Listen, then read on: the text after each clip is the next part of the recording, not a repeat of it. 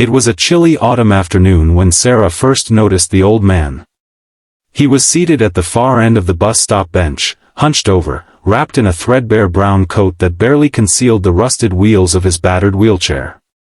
His face, lined with time and sorrow, turned toward every passerby with quiet hope, only to be overlooked, avoided, or dismissed. Commuters rushed past, lost in their phones, conversations, or simply in their own worlds. No one stopped. No one even met his gaze. Sarah, a 19-year-old waitress, had just finished her double shift at the local diner. Her shoes were soaked from a surprise downpour, and her legs ached from the long hours on her feet. Her tips that day had barely been enough to cover the bus fare home. And yet, she stopped. Something in the man's eyes, perhaps the loneliness, the quiet yearning, pulled at her heart. "Are you all right, sir?" she asked softly, approaching the man while others veered away. He looked up, surprised, as if it had been years since someone had spoken to him kindly. His lips trembled. "I'm fine, just waiting. I come here every day, but it's not the bus I wait for." That answer confused her, but she nodded gently. "Can I get you something warm? Tea? Coffee maybe?" The old man hesitated before nodding once. A cup of tea would be nice. Sarah jogged back to the diner, where she convinced her manager to let her use the last bit of leftover tea for the man outside. She brought it to him in a to-go cup, her fingers numb from the cold. As he accepted the drink, his eyes welled up. "You didn't have to," he said, voice cracking. "No one ever does." Sarah pulled her coat tighter around herself and sat beside him despite the cold bench. Maybe that's the problem. The next day, Sarah returned. Not out of duty, but out of something deeper, compassion. She brought a warm muffin wrapped in a napkin and another cup of tea. The man smiled when he saw her. "Back again? Looks like we've got a standing date," she joked. They sat in silence for a while, sipping tea and watching the traffic crawl by. Finally, she asked his name. "Walter," he said. "Walter Kingsley." He told her he had once been a high school teacher, history, for over 30 years. Loved books, gardening, and playing jazz records. But after his wife passed and a stroke took away the strength in his legs, everything changed.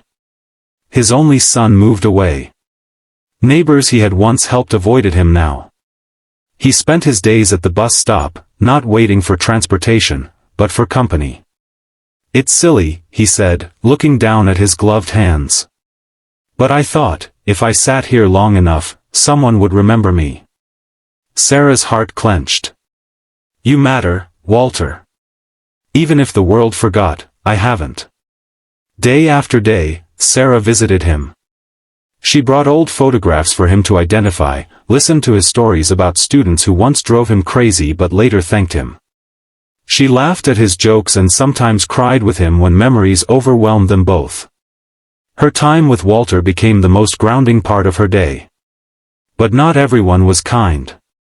Passers-by often scoffed. "She's wasting her time," one man muttered as he passed them. "She's probably after his money," another woman whispered to her friend.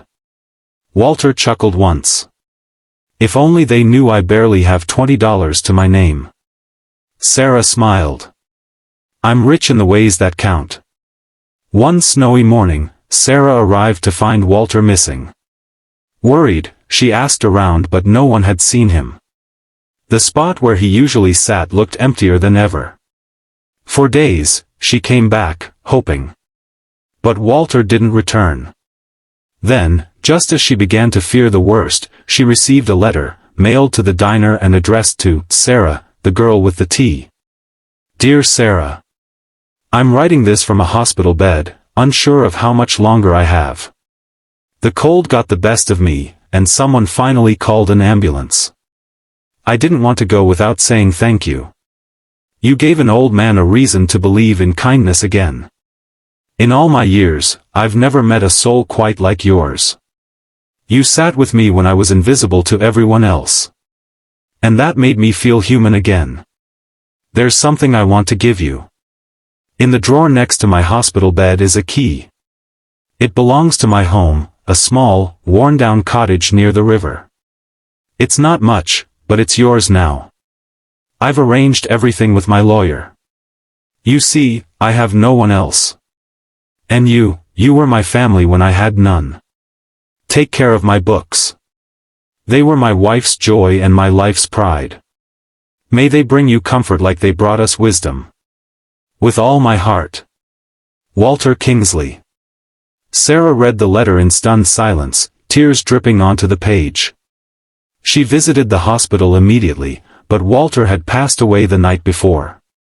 True to his word, the cottage was hers. It was small and worn, but filled with love. Old photographs of his life, dusty bookshelves, jazz records, and a piano with yellowed keys. She wept as she walked through it, feeling his presence in every corner. With the money she saved from tips and the blessings of the local community who had slowly come to know the story, Sarah restored the cottage. And in honor of Walter, she turned it into something special, the Kingsley Home Library and Tea Room. A cozy space where people, especially the lonely, elderly, and forgotten, could gather, read, talk, and feel seen. She placed a plaque near the front door. In memory of Walter Kingsley, who waited not for the bus, but for someone to remember he mattered. The story of Sarah and Walter soon spread. A local blogger featured it. Then a journalist picked it up. And within weeks, it went viral. People from around the world wrote to Sarah, thanking her for reminding them of the power of kindness. TV interviews followed, but Sarah never sought fame.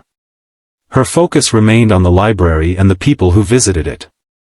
She held story sessions, tea gatherings, and even history talks using Walter's old notes. Students volunteered to read to the elderly. People began noticing the ignored again.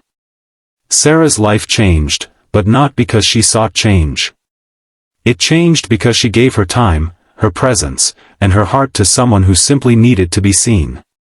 And now, dear viewers, if this story touched your heart like it touched ours, please consider liking the video, sharing it with someone who might need hope, and subscribing to our channel for more stories like this. Every click helps us continue spreading the message that kindness, no matter how small, can change lives. Sometimes the people we ignore the most are the ones who have the most to give. A simple act of kindness can ripple into something far greater than we ever imagined. Sarah didn't change Walter's fate, but she gave him back his dignity. And in return, he changed her future.